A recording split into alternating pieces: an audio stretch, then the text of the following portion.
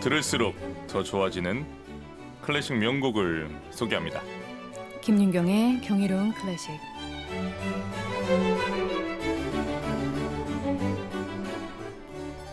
아름답고 경이로운 클래식 명곡을 맛있게 듣고 또 멋있게 즐기는 시간입니다.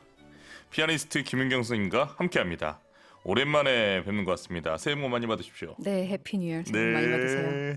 2022년 목표 있으십니까? 건강하고 저는 마라톤 뛰기. 오, 잡았습니다. 마라톤. 운동을 또 목표로 잡으셨군요. 예, 반드시 이루시길 바랍니다. 감사합니다. 오늘 김윤경의 경련 클래식에서 소개해 주실 곡에는 어떤 이야기가 담겨 있는지 궁금합니다. 우리나라에서 그리고 전 세계적으로 정말 큰 사랑을 받고 있는 곡이죠. 광고, 영화, 길 가다가 지하철 안에서 일상생활에서도 흔히 들을 수 있는 곡이랍니다. 네, 음악 주세요.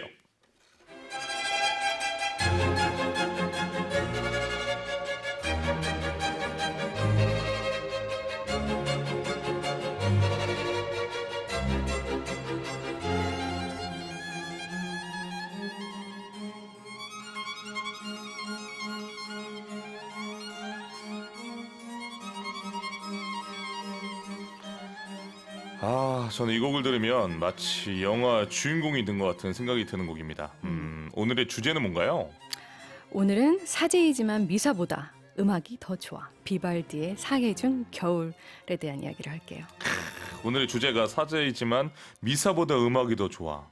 결론적으로 얘기하면 본인이 이제 사제, 하나님을 섬겨야 하는 하나님 음악을 찬양하는 곡을 작곡해야 하는 사제지만 그것보다 음악이 더 좋다. 한마디로 세상 음악이 더 좋다라고 이제 선포한 거나 다름이 없는데 이 말을 듣고 정클클 애청자라면 아마도 빨간머리 작곡가라는 생각을 떠올리실 것 같습니다. 몇 번이나 제가 언급했던 기억이 납니다. 아, 그러셨어요? 네. 비발디는 빨간머리 사제라는 별명을 가지고 있었죠. 빨간머리 하면 그냥 빨간머리 앤 그리고 음악가는 빨간머리 비발디 이렇게 생각하시면 될 것 같아요. 근데 그는 태어날 때부터 몸이 원체 약해가지고 태어나자마자 유아 세례를 바로 받았어야 하는데 그냥 집에서 약식으로 받았다고 해요. 그리고 2달이나 지난 후에야 정식으로 산조바니 성당에서 세례를 받게 되죠. 그렇군요. 바로크 시대 대부분의 작곡가들이 오르가니스트로 활동했던 것과는 달리 비발디는 역사 속에 남는 또 바이올리니스트로 유명하죠. 그렇죠. 그가 그렇게 훌륭한 바이올리니스트가 되기까지는 그의 아버지의 영향이 되게 컸는데 아버지는 이발사이자 베네치아 산 마르코 대성당의 바이올리니스트였어요. 근데 이런 아버지한테 바이올린을 배우면서 이제 훌륭한 연주자로 성장을 하는데 그는 뛰어난 연주자뿐만이 아니고 다작으로 유명한 작곡가랍니다. 무려 평생 450곡이나 작곡을 했거든요. 작곡가의 바이올리니스트의 또 직업 사제까지 그냥 요즘 얘기로는 엔잡러인데 1인 3직업을 그때 당시 했습니다.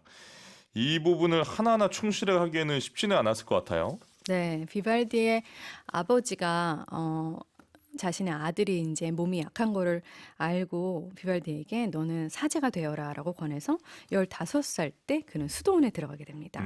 그리고 25세 사제 서품을 받았는데 이때부터 빨간머리 사제라고 이제 불리우게 되죠.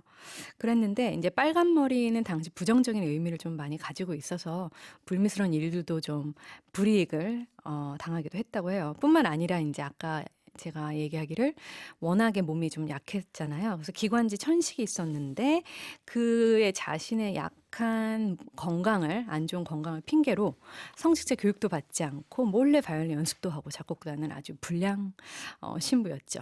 예를 들면 미사를 올리는 도중에 막 영감이 떠오르면 몰래 제의실에 숨어서 후가를 작곡했다는 얘기도 들고 미사 시간에 신도들에게 기도를 하라고 시켜놓고 자신은 딴 데 가서 작곡을 했다는 얘기도 있습니다. 이런 게 우리한테 알려질 정도면 그때 당시에도 이런 태도를 비난하는 사람이 많았겠네요. 엄청 많았겠죠. 네. 하지만 비발디는 그런 거에 신경을 쓰지 않고 다른 사람이 베껴 쓰는 것보다 내가 작곡하는 속도가 더 빨라라며 의기양양했다고 하죠.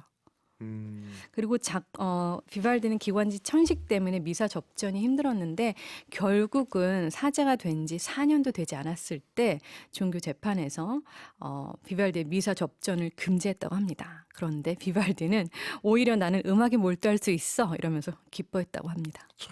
참 어떤 시대든 캐릭터네. 어떤 시대든 그 평범한 사람은 역사 속 이름을 남기지 못하는 것 같아요. 사제가 이제 좀 미사를 올리지 못하게 되었는데 그걸 오히려 좋아하는 이런 모습이 참 이 시각이 다른 것 같습니다. 그런데 이제 사제가 미사를 올리지 못하게 됐으면 어떻게 됩니까?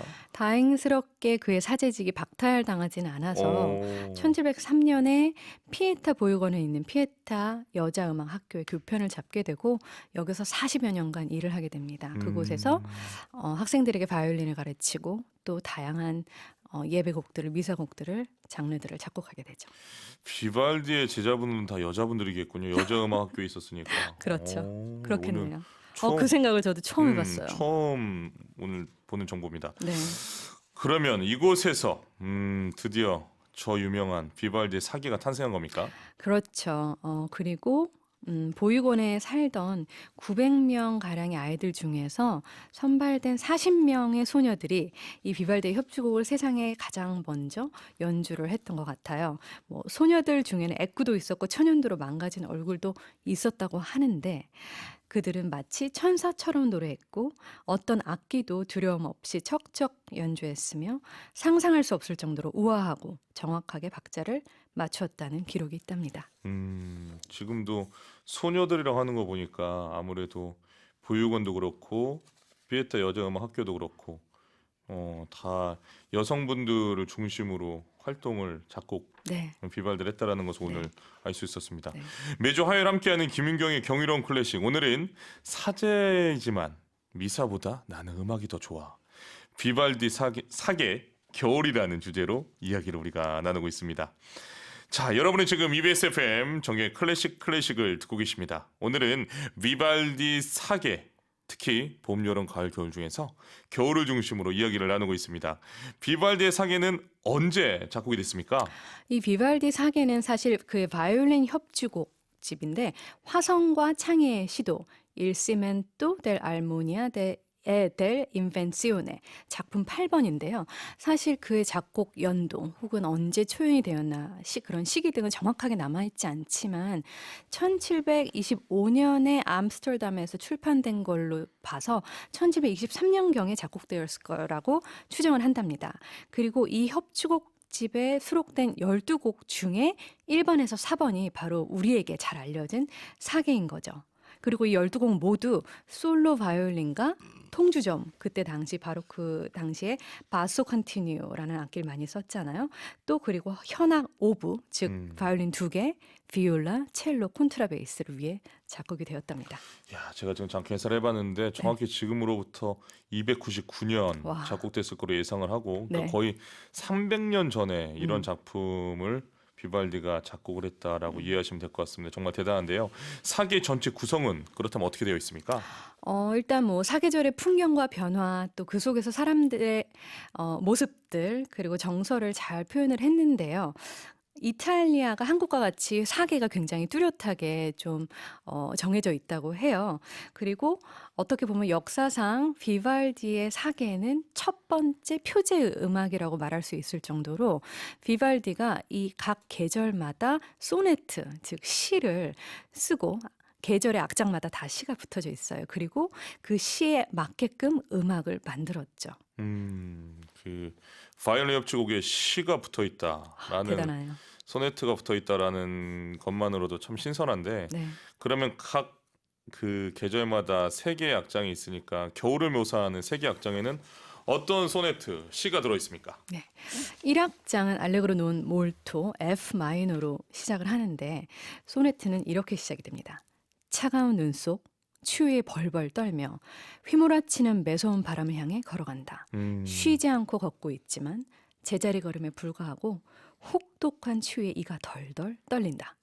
참 오늘 같은 날씨인 것 같은데 오늘 뭐 가장 최고 온도가 영하 5도라고 하잖아요. 근데 네네. 음악이 저는 너무 좋은 게 있다. 여러분들 감상하시겠지만 처음에 시작 부분이 굉장히 그 긴장감 있는 불협화음으로 시작이 되는데 제가 느끼기에는 약간 추워 추워 추워 추워 이렇게 말하는 것 같아요. 그리고 음, 어 사람들이 못 움직이는 그런 제자리 걸음을 표현하는 것 같고 그 다음에는 진행이 되면서 황량한 겨울의 풍경을 묘사합니다. 솔로 바이올린이 화려하게 약간 매서움 칼바람처럼 등장을 하고 다시 오케스트라가 또 32분음표의 격렬한 음악으로 칼바람 아니면 또 우리 이가 딱딱 부딪히는 듯한 그런 느낌을 전달을 하죠.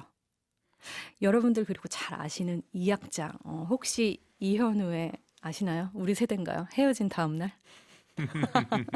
네, 이 이현우가 이 헤어진 다음 날을 비발디 겨울의 이 악장에서 좀 인용을 했잖아요.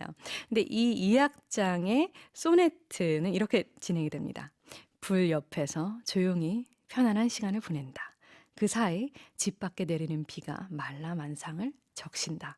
한번 상상을 해보세요. 그리고 특별히 이 악장은 E 플랫 메이저로 아주 따뜻한 조성으로 진행이 됩니다. 그래서 굉장히 로맨틱하고 마치 그 제2 바이올린의 피체카토가 떨어지는 밖에서 보슬보슬 한 방울 한 방울 떨어지는 빗방울을 생각하는 듯하죠. 네. 3악장 소네트는 3악장은 알레고로로 F 마이너로 다시 돌아가는데요. 정경님께서 한번 소네트 읽어주시겠어요? 얼음 위에서 넘어지지 않으려고 천천히 걷는다. 멋대로 걷다가 그만 미끄러졌다. 하지만 다시 일어나 얼음이 깨질 정도로 힘찬 기세로 달려간다. 곱게 닫힌 문을 열고 밖으로 나가 남풍, 북풍, 그리고 세상의 모든 바람들이 싸우는 소리에 귀 기울인다. 음. 처음에 솔로 바이올린이 자유롭게 연주를 합니다. 근데 마치 오케스트라의 8분음표는 얼음 위에 넘어지지 않으려고 조심스럽게 걷는 모습인데 갑자기 빠른 음표의 하강 멜로디가 나타나요. 결국 넘어지고 만 거죠. 그러다가 솔로 바이올린이 등장하면서 다시 얼음 위를 힘차게 달려가는 모습이 느껴집니다. 그런데 분위기가 전환이 되면서 템포가 느려지고 약간 남풍이 불어온다 그랬잖아요. 여름의 1악장 선율을 살짝 변형한 듯한 멜로디가 나와요. 그리고 다시 이 세상의 바람들의 싸움을 묘사하는 격렬한 음악으로 돌아가죠. 오늘 소개해주신 비발디 사기 겨울을 제가 내용을 들으니까 뭔가 이 겨울에 일어나는 한편의 오페라를 보는 것 같다라는 생각이 들었습니다. 문자 소개하겠습니다. 1281님, 음악 이야기 시간 재미있어요. 비발디의 사기 익숙한데 비발디에 대해서 몰랐거든요. 그렇죠. 우리가 어떻게 보면 작품을 다이렉트로 듣는 시간이 더 많은데 그 작곡가에 대해서 좀만 더 정보를 알고 있으면 그 작품은 또 새롭게 들립니다. 그리고 나서 또 여러분들께서 가까이 극장에서 보실 수 있는 연주자의 그 작품 보면 그 연주자의 또 특성까지 캐치하실 수 있는데 오늘 비발디에 대해서 또 재밌게 들으셨다고 하니까 1281님 고맙습니다. 조정희님, 겨울 오늘 추우니 덕후의 쏙쏙이라고 보내주셨습니다. 오늘 날씨 춥죠? 감기 코로나 조심하십시오. 김고수님, 윤경쌤 격하게 반가워요. 새해 복 많이 받으세요. 어흥 보내주셨습니다. 야, 오늘 오랜만에 이렇게 뵀는데 시간이 또 금방 갑니다. 벌써 11시 35분인데 벌써 윤경선님과 인사를 나눈 시간입니다. 선생님 조심히 가시고 또 다음 주에 좋은 작품으로 또 찾아주시면 좋겠습니다. 네, 감사합니다. 네, 안녕히 들어가세요. 네. 윤경선님 보내드리면서 오늘 저희가 이야기 나눈 비발디 사계중 겨울 전악장을 아네 소피 무터의 바이올린과 헤르베르트 폰 카라얀이 지휘하는 베를린 필하모닉 오케스트라 연주로 들으시겠습니다.